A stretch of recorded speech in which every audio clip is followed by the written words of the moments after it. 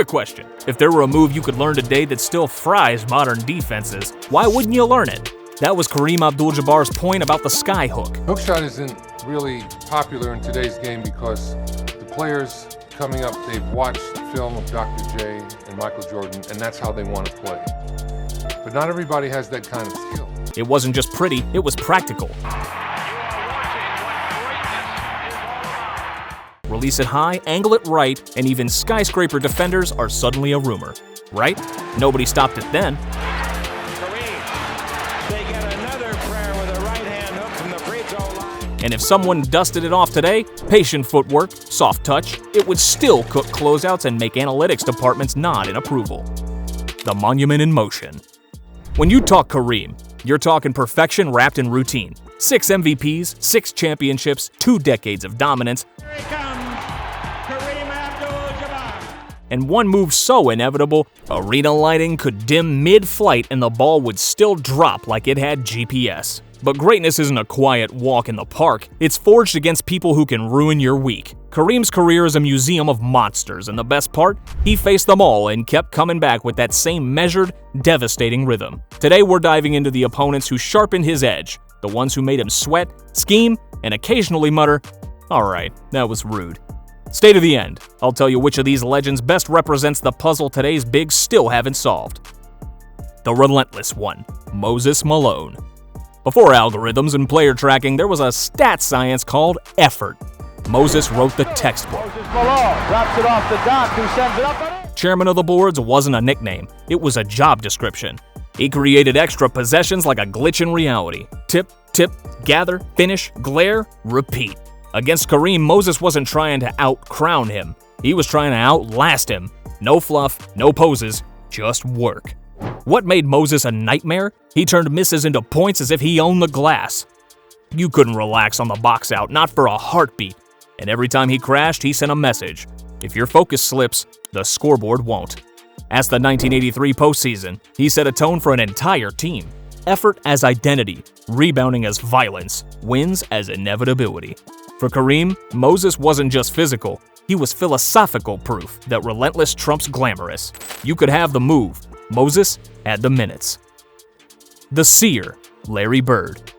Yes, a forward crashed a centers-only party. Larry Bird could guard your shadow, trash-talk your dreams, and then walk to the exact spot your help defense abandoned. Like he installed the offense himself. Larry Bird. Bird putting his shoulder down that time, actually trying to create off the dribble, which is unusual with the bad back that he has. Kareem's teams and Bird's teams met where legacies get carved. In June. Bird didn't jump over you. He arrived before you. He didn't need speed. He weaponized time. The scary part wasn't the makes. It was the inevitability. He'd call it, hit it, then give you a look like, we both knew. Against Kareem's Lakers, Bird forced full squad adjustments. Rotate quicker, tag harder, close with discipline. Then he'd make the same shot again because audacity was part of his footwork. For Kareem, Bird was the reminder that basketball IQ can be as suffocating as length, and cold-blooded confidence can tilt a series. The evolution, Hakeem Olajuwon. Defending Hakeem was like trying to read a book where the letters kept moving. Jab step, shimmy, spin, counter, dream shake, feathery fade, good night. He blended the poetry of footwork with fundamental cruelty. Kareem, architect of the Skyhook, recognized the craft in Hakeem's chaos. It wasn't brute force, it was ballet with elbows. What truly separated Hakeem? He built possessions front to back, block at one end, lead the break, finish with grace. He could dictate pace without holding the ball and dictate outcomes without barking. In an era shifting toward versatility, he was the thesis statement. Skill can slice what size can't. Kareem's Skyhook represented inevitability. Hakeem's counters represented innovation. One was a line, the other a maze. The myth, Wilt Chamberlain. Guarding Wilt was like guarding a natural disaster. You don't stop it, you survive it. 7 foot whatever with hands like serving trays, Wilt was muscle, motor, and mythology in one frame. People quote the 100-point game like it's folklore. Kareem got the unabridged version. Elbows, gravity, and a baseline fade that looked unfair. Against Wilt, every possession became a negotiation. How deep is too deep? How high is too high? How hard is too hard without picking up your third foul in 6 minutes? And yet, even amid the force, you saw the purity of the rivalry. The Skyhook, unbothered by verticality, arcing over a legend who could block the sun. Wilt made you prove you belonged every trip. Kareem kept signing the ledger with that same elegant signature. The quiet storm, Elvin Hayes. Elvin Hayes didn't need volume, he needed space, and if you gave him a sliver, the fadeaway sank like a stone in a still lake.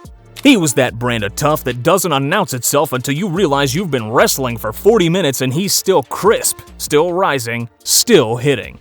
In the 1970s, when front courts were battleships, Hayes brought a pilot's calm. Kareem respected the way Elvin mixed edge with economy. Nothing wasted. Hit the glass, body you without theatrics, and live at that elbow spot where hand-and-face contests become polite suggestions. Some opponents punch your chest. Hayes poked your balance. Against him, Kareem had to match steadiness with steadiness. No drama, just answers. The Maestro, Bill Walton. Imagine chess in a forest fire.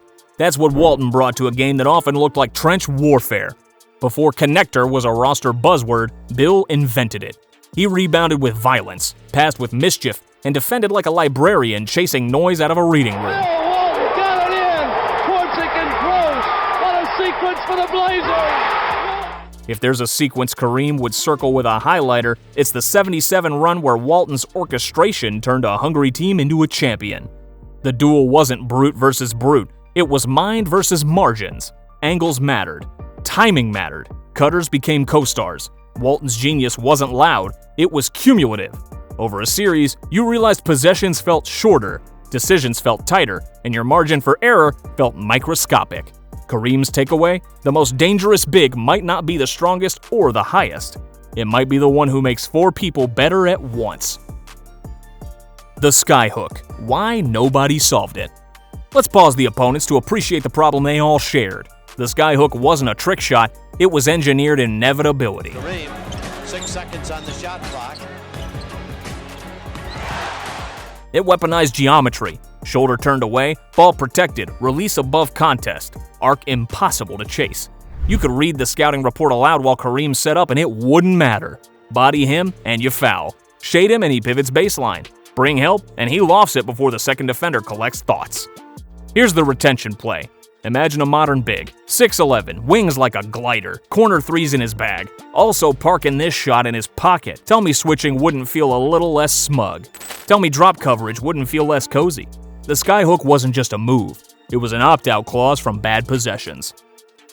The mind games. Talk, tempo, and temper. Trash talk and tempo weren't side quests, they were tools. Some guys chirped, Bird's surgical sentences. Some guys roared, Moses' rebounding as a language. Some guys simply showed you the right play so often you started doubting your own. Walton. Wilt's presence alone could make you rush. Hayes' pace could lull you into relaxing for one fatal second. And Hakeem, he danced you into decisions that you regretted mid-air. Kareem's counter? Silence and certainty. He was a metronome. Same footwork, same angle, same result. When you're that predictable and still unguardable, opponents don't just struggle physically, they fray mentally. That's how dynasties build. Not with highlights, but with habits that steal your belief. What these matchups taught Kareem, and everyone else. From Moses, the lesson of work. From Bird, the utility of doom-level confidence and pattern recognition. From Hakeem, the primacy of counters. From Wilt, the necessity of force meeting form. From Hayes, the importance of steady shot-making. From Walton, the joy and cruelty of making 5 people a single organism. Kareem integrated all of it and never lost his center, literally and metaphorically. He stayed within himself, adjusted without reinventing, and reminded the league that the best weapon is the one you can summon on command, regardless of weather, whistle, or wide-eyed defender. The modern question: could the Skyhook come back? Short answer, yes. Long answer, yes please. Today's bigs have the touch, the length, and the skill development time. What they need is the patience and the reps. The counter to switch and scram isn't always a step-back 3. Sometimes it's turning your shoulder, sealing your hips, and dropping the ball into the only square of air a defender can't rent. Teams teach floaters, push shots, and funky runners. The Skyhook is just the graduate course in all of that. Higher release, safer profile, better math. And if you're wondering who among the legends best maps to the problem modern bigs face, it's Walton. Not because of the move, but because the fastest way to break playoff defense is to pass with intent. Add a high release, non-blockable finish, and you've got the blend every coach doodles on napkins. Quick hits from the battles. The fun stuff. Wilt was Thanos before Marvel had CGI. Bird trash-talked in complete sentences and punctuation. Hakeem's footwork had its own fan club. Moses made offensive rebounding feel like theft. Walton ran five-man jazz. Elvin Hayes wore silence like armor and used the elbow as a throne. And through all of it, Kareem kept lifting that right arm and tossing up inevitability. Closing, the rivals who built the statue. Kareem's legend isn't just the banners and the records. It's the gallery of giants who tried to paint over him and ended up adding depth to the portrait. Wilt forced him to protect the Skyhook's height. Walton forced him to respect the pass that splits a defense at the seam. Moses forced him to compete on every breath. Bird forced him to think a beat sooner. Hakeem forced him to appreciate innovation as threat. Hayes forced him to value persistence as art. Greatness isn't born untouchable. It becomes untouchable because it survives touch. Kareem faced every kind of storm and answered with the same calm, the same craft, the same soft kiss off glass or soft drift through net.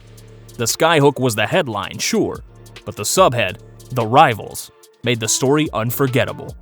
So let me toss it to you. If a young big decided to master just one Kareem-inspired element this summer, should it be the Skyhook, the patience that powers it, or the pass that makes it unfair? Drop your take. And if you're here for deep-cut hoop stories told with equal parts respect and petty, hit subscribe, ring the bell, and stick around. Next time, we're breaking down the lost moves that would break switch-heavy defenses in 2025. Spoiler, none of them require a step back from the logo.